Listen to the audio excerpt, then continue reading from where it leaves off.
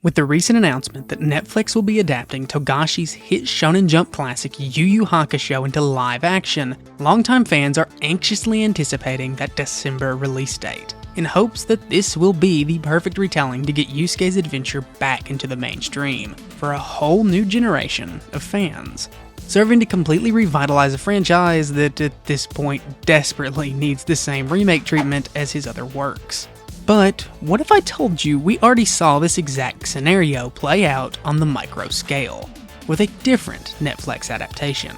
One that brought its protagonist, and their series as a whole, back to their #1 theme song designated position. Yes, it's Bleach, and with its live-action film adaptation getting a decent response from fans all the way back in 2018, which almost undoubtedly played a key role in the Thousand Year Blood War ever getting animated, with Part 3 of the Thousand Year Blood War now on the near horizon all these many years later, and the live-action Yu Yu series literally knocking on our front door, I don't think there has ever been a better time to cover this specific matchup of Soul Reaper versus Spirit Detective. And even if you don't know anything about Yu Yu Hakusho yet, just hang with me, cause I'll give you everything you need to know to jump straight into that new adaptation when it drops, without spoiling every little detail so you can still enjoy it. Regardless of which guy you're rooting for though, just try not to be too mad at me with the results, because unfortunately, like they always say, you should never bring an oversized soul knife to a spirit gunfight. And with timestamps down below, this is why Ichigo vs Yusuke isn't close. Now, like I promised, let's talk about the new old kid on the block first, Yusuke Urameshi. Since if you weren't around back when Will Smith was getting shipped off to Bel Air, you probably weren't around to see Yusuke back in his glory days either. So let's rewind all the way back to April 10th, 1991, where, like all good stories, it began with a stroke of tragedy.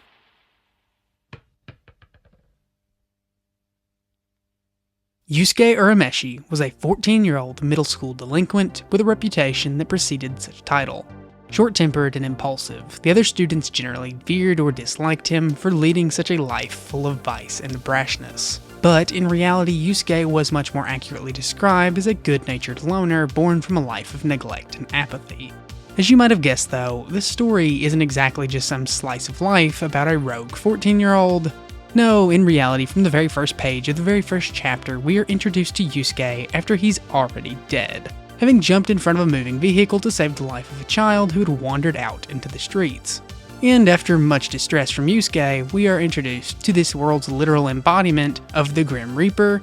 Botan, who in a roundabout way basically tells us that Yusuke's sacrifice was so unexpected as this 14-year-old thug that they literally didn't have a place for him in the afterlife at all. Also going on to explain that the kid would have been fine regardless and that Yusuke basically threw his life away for nothing. However, due to the lack of space in the next life, Botan just offers to bring Yusuke back to life instead. Thus, without spoiling all the little details of his response, Yusuke begins an epic journey of self-improvement, filled with demons, finger lasers, the balance of two worlds, and plenty of fistfights as practically the perfect half-step between a typical shonen and the straight hands energy of Jump Jutsu Kaisen. So if that sounds interesting, go ahead and give the live action a try, it probably couldn't hurt. But what could still hurt are those aforementioned hands, because Yusuke, in every regard, was anime's OG smoke demon. This man literally dies, goes to the afterlife, and before he can even meet the guy, he's already thinking of ways to make the ultimate judge of the universe catch hands. Needless to say, Yusuke's at least pretty crazy, so how strong does he actually get by the end of our tenure with him? Fortunately for us, unlike a lot of other series, Togashi basically comes right out and tells us exact numbers through two metrics in regards to Yusuke's end-of-series strength: the demon ranking scale and the power levels featured at the end of the series.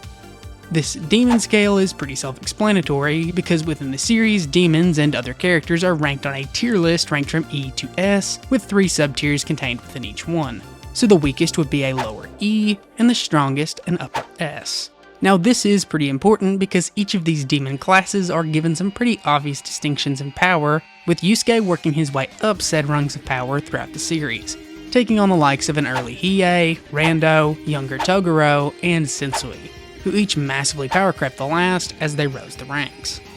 To give you an example of what I mean, a mid-A-class demon was stated to be able to threaten an entire country with its power, whereas a lower class S, well, they threaten the whole planet.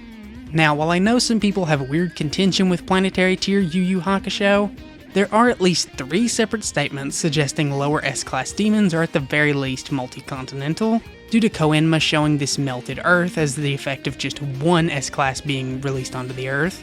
and Sensui stating, based upon your translation, that anywhere from 10 to 20 or most accurately 50% of his power was becoming far too much for the Earth to handle. And of course, while it would be very typical Tuck Almighty of me to see a planet-level statement, write it off as multi-continental, and then give you a verdict, unlike many another shonen, these planet-level statements aren't even in the last arc of the series. In fact, we see the main Urameshi crew have to move to the underworld because they're way too powerful to keep fighting on Earth like they have been. And during this final arc, called the Three Kings arc, Yusuke goes from maybe lower S-class and base to all the way into upper S-class and base, and proceeds to get way more feats and way more powerful. For all of you non-Yu Yu fans, I'm sure the distinction between a lower and an upper really isn't super obvious, but just to compare, Sensui could pretty casually handle a few upper A-class characters as a low S-class, whereas S-class Hiei managed to take on almost 1,000. And this is where the second easy part of the scaling comes in,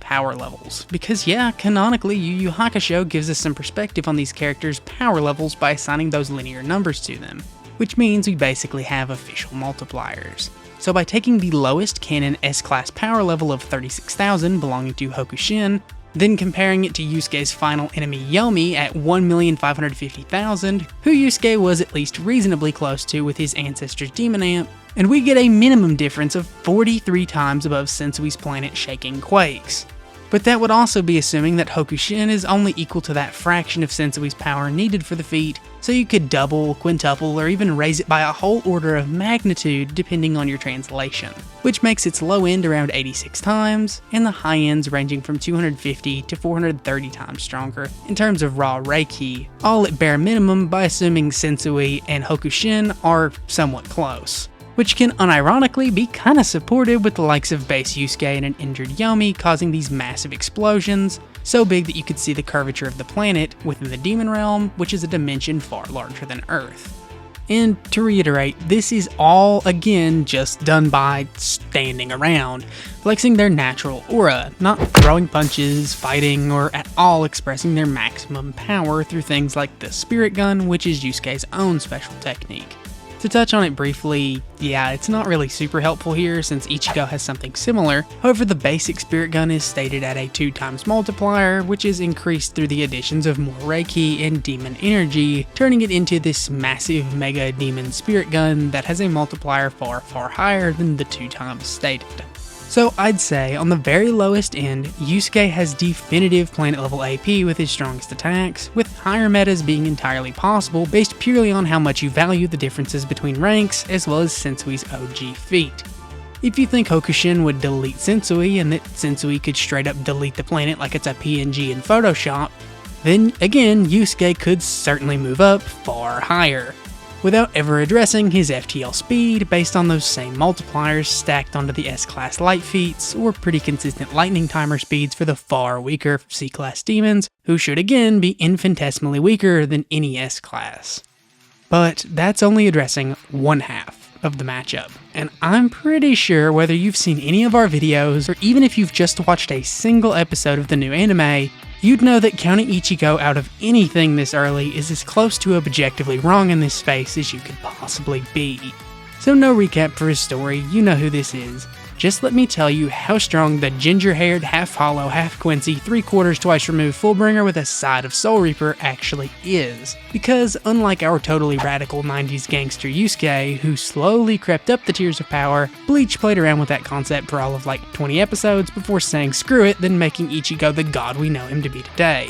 During the span of his second arc alone, Ichigo acquired 4 separate power-ups, mastered 2 of them, one that I might add should take over a decade to even understand, and then proceeded to figure out the other 2 power-ups, being his Blue Vein and Hollow Mask, pretty casually whenever the plot demanded it, because as you probably know, Ichigo is literally like a part of every single faction available in this series. It would be like if Goku was half Saiyan, half human, half Namekian, half Frieza, with a dash of all those other random aliens no one remembers.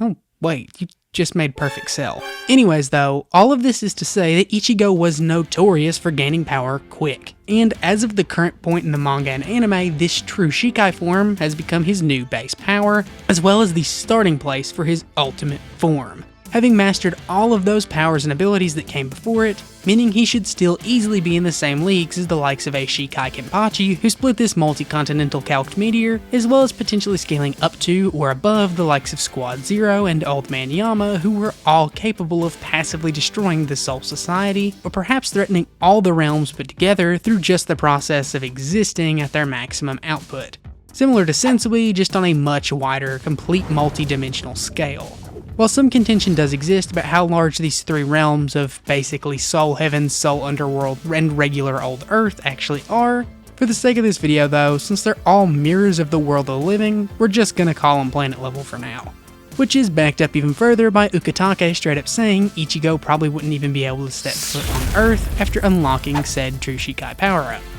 But I hear you asking yourself now, planet level?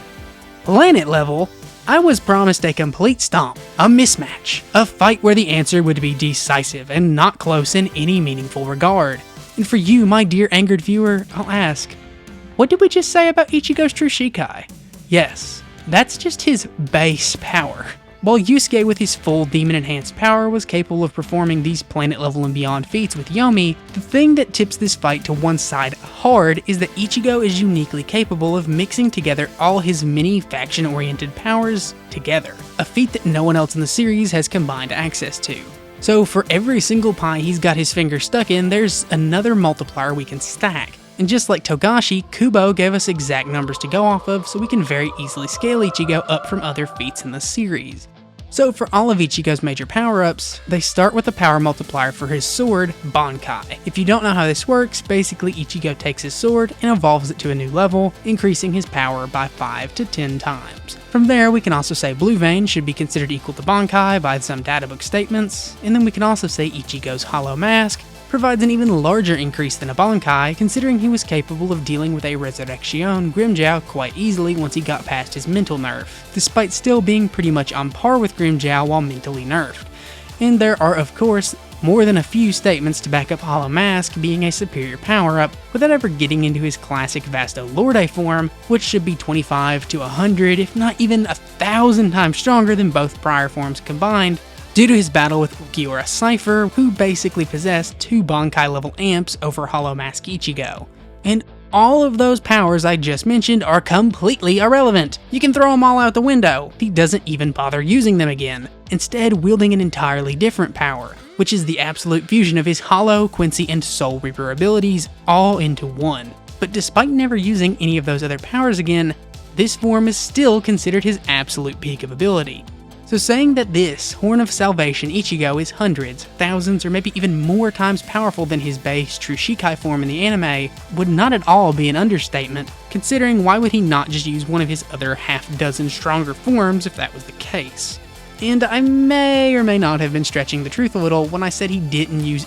any of the aforementioned power-ups again, since Ichigo can indeed still stack his true Bankai on top of all of it, even if we don't ever see him use it again since, spoiler alert, Yuha is way too OP. So in all reality, even going back all the way to the start, if we say Sensui could just poof the Earth out of existence completely with just his presence, and then add that insane 430 times highballed multiplier we mentioned before, which is all beyond generous for Yusuke, doing the same thing for Ichigo, just giving him a 10 times amp for his 3 major power-ups, Blue Vein, Hollow, and Bankai, he's just stronger. Even ignoring the countless possible ways you could suggest the realm-affecting feats in Bleach far surpass just regular old planetary levels, or using upscaling from Ichigo's old Vasto Lorde form, which is stated planetary in power during the Bleach Hellverse film, just further supporting the notion that Ichigo is stronger without ever mentioning that Bleach has about 1,000,000 times more FTL feats way earlier in the series. Or that Getsuga Tensho, Ichigo's sword laser, is a far more quantifiable technique, considering its weaker iterations are compared directly to an order of magnitude increasing Sero, whereas its stronger forms are straight up fused together with Ichigo's own unbelievably more powerful versions of the Sero technique, called Grand Ray Sero, which easily would double the Getsuga's power, or god forbid I mention the final Getsuga Tensho. All of which, bare minimum, make Yusuke's laser pointer pretty ineffective, without the word Bankai ever being uttered. So while yes, Yusuke is very cool, very popular, and I hope his live action does really well, the reason you don't bring a spirit gun to a soul knife fight is because Ichigo is still the one holding it. If you want more of the sword-wielding ginger though, check out the Big 3 versus the Dark Trio linked right here, and that's all for today. Thanks, everyone.